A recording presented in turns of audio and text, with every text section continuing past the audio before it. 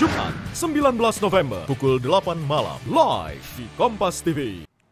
Ya saudara, marak kasus masyarakat terlilit utang pinjaman online pinjol, Badan Amil Zakat Nasional Basnas akan membantu korban pinjol membayar utang mereka. Menurut rencana, penyaluran bantuan kepada debitur pinjol akan dilaksanakan pada 2022. Bantuan diberikan kepada mereka yang terdesak meminjam untuk memenuhi kebutuhan sehari-hari. Debitur pinjol merupakan gharim, masuk kategori perlu dibantu.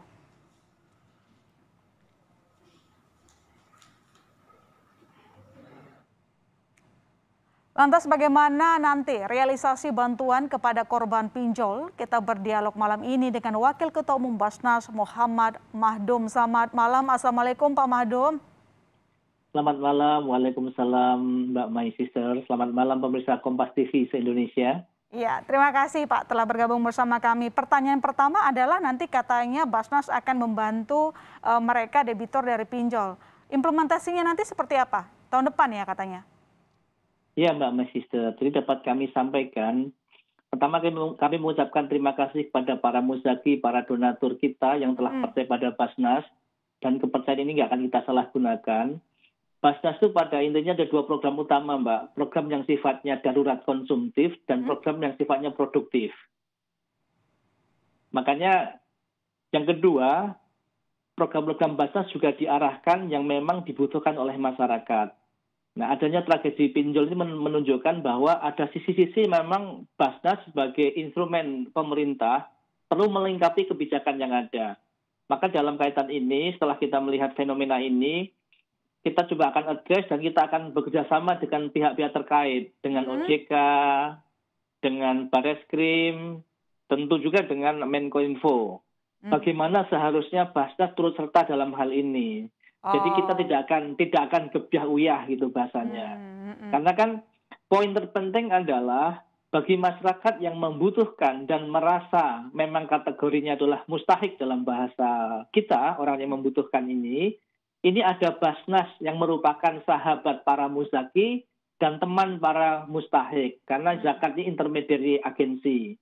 Kita mengumpulkan zakat dari orang-orang muslim yang mampu, kemudian kita menyalurkan pada orang-orang yang memang membutuhkan. Nah di titik ini kita tidak boleh salah, itu kira-kira. Tapi yang jelas tahun depan akan ada bantuan itu ya?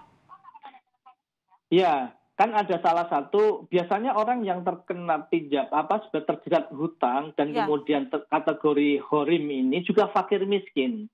Tetapi kan yang akan kita teruskan jangan sampai intervensi yang kita lakukan ini salah secara regulasi ataupun secara syar'i. Tapi poin terpenting adalah teman-teman ini memiliki sahabat untuk healing. Kemudian bisa bangkit kembali. Untuk kemudian menata masa depannya. Ini yang menjadi concern Basnas. Kira-kira seperti itu. Kalau begitu, tadi kan menyatakan akan ada koordinasi ya antar lembaga. Artinya nanti kita concern bayar utangnya ke pinjol legal, bukan yang ilegal. Nah, tentu kita akan mengikuti kebijakan, ini kan domainnya teman-teman dari OJK dan bahkan dari MUI, dari Kominfo, dari Bareskrim sudah melakukan tindakan. Kita akan mengikuti, lagi-lagi kita akan menempatkan Basnas sebagai komplement atau pelengkap kebijakan pemerintah dalam hal ini. Tapi kalau begitu dari sisi Basnas sendiri, apakah ada syarat tertentu untuk masyarakat yang perlu dibantu? Ataukah mungkin Basnas sudah punya catatan berapa orang yang harus dibantu atau masyarakat yang memang harus mengajukan diri perlu dibantu? Ya, hari ini Basnas sifatnya masih belum bisa menjangkau seluruhnya karena kan memang kita ini kan belum optimal juga pengumpulannya sehingga kita menghimbau pada masyarakat yang membutuhkan untuk mengajukan dulu, Mbak. Dan itu secara umum, karena kita punya program-program yang sifatnya produktif. Jangan-jangan seharusnya tidak perlu pinjam-pinjol kalau seandainya kenal Basnas. Jadi memang khusus bagi mereka yang memenuhi, maksudnya kesulitan dalam keuangan untuk memenuhi kebutuhan sehari-hari gitu ya, yang minjam yang akan dibantu nanti. Nah, pertanyaan berikutnya, berapa total alokasi bantuan yang mungkin akan disiapkan ke mereka yang masuk kategori gharimin? Nah, khusus kita belum bicara tentang alokasi tertentu, tapi yang dapat kami sampaikan, Basnas se-Indonesia itu tahun lalu berhasil mengumpulkan sekitar 10 triliun. Karena Basnas ini kan memiliki cabang hampir di semua kabupaten dan provinsi. Kita juga memiliki las-las lembaga amil zakat. Nah, hari ini kita melakukan penguatan untuk keseragaman program. Sehingga diharapkan saat kita melaunching sebuah program yang memang dibutuhkan masyarakat akan diikuti seluruh Basnas yang ada di Indonesia dan seluruh OPZ. Ini bisa dibayangkan dampaknya untuk masyarakat. Hari ini Mbak My Sister dapat kami sampaikan, Basnas itu sebenarnya punya program-program sangat produktif. Kita membantu masyarakat untuk menjalankan misalnya toko warung-warung kecil. Kita memberikan modal 12 juta sebagai contoh. Itu kan menarik. Mungkin banyak masyarakat yang belum tahu. Ada juga kita memiliki pemberdayaan pada peternak. Kita memberikan intervensi hampir 18 juta per orang. Kemudian kita kelola, kita melakukan pendampingan, kita melakukan proses packaging dan bagaimana distribusi marketingnya.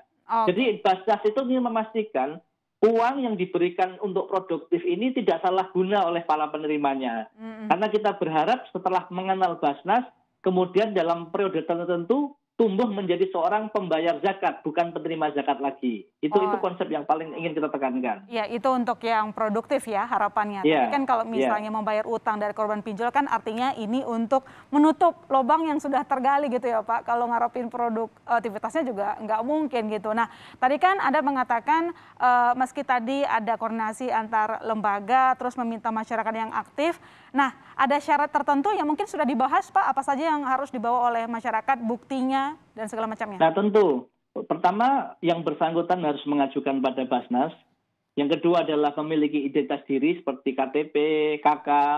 Yang ketiga adalah ada surat bukti hutang. Nah ini akan kita konfirmasi kepada pihak-pihak terkait, OJK misalnya. Syarat-syarat terhutangnya seperti apa. Kemudian yang keempat yang nggak kalah penting adalah kita juga minta rekening dari si mustahik ini, bagaimana posisi rekening dia yang terakhir. Keempat, akan ada asesmen lebih dalam dari tim kita. Jadi ada syarat-syarat biasa, karena jangan sampai begini Mbak, jangan sampai kita menyelesaikan masalah dengan masalah. Maka kita akan melihat apa sih persoalan utamanya begitu. Kita ingin menempatkan kepada masyarakat bahwa ada loh sekarang Basnas ini. Dan ingat Mbak, kami berterima kasih sekali pada MUI hari ini yang baru mengeluarkan istimewa fatwanya bahwa Basnas juga pada akhirnya diizinkan untuk memberikan pinjaman tanpa bunga ke depannya. Ini juga akan menjadi terobosan yang menarik bagi Basnas. Artinya nanti kalaupun ada korban pinjol yang meminta bantuan dari Basnas tetap nanti akan dikoordinasikan kepada OJK gitu ya Pak, apakah layak dibantu apa tidak? Karena kan sebelumnya juga pemerintah bilang untuk mereka yang meminjam di pinjol ilegal nggak usah bayar gitu kan? Iya, jadi kita tidak mungkin melakukan sebuah langkah yang tidak seragam karena kita sama-sama unit dari pemerintah. Oke, baik. Terima kasih Pak telah berbagi di Berita Utama. Assalamualaikum warahmatullahi wabarakatuh. Terima kasih. Assalamualaikum warahmatullahi wabarakatuh.